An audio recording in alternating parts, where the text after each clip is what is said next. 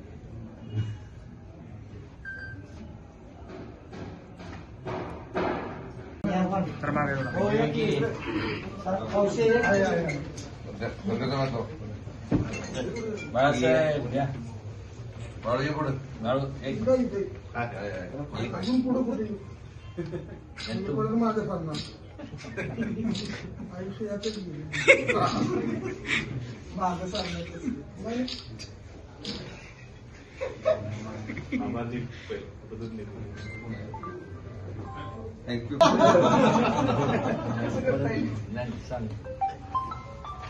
Thank you.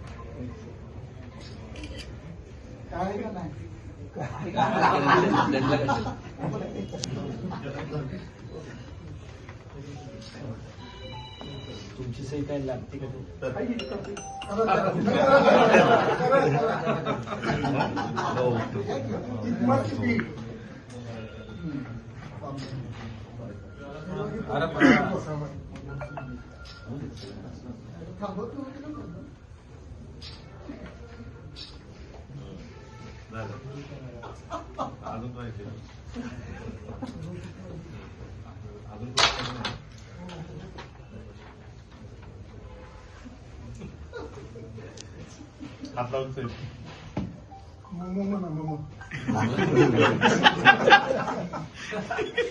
आपल्या तालुक्यातील जिल्ह्यातील बातम्या सर्वप्रथम पाहण्यासाठी आजच सातारा न्यूजला YouTube चॅनलवर सबस्क्राईब करा, लाईक करा, शेअर करा आणि बेल आयकॉन प्रेस करायला विसरू नका।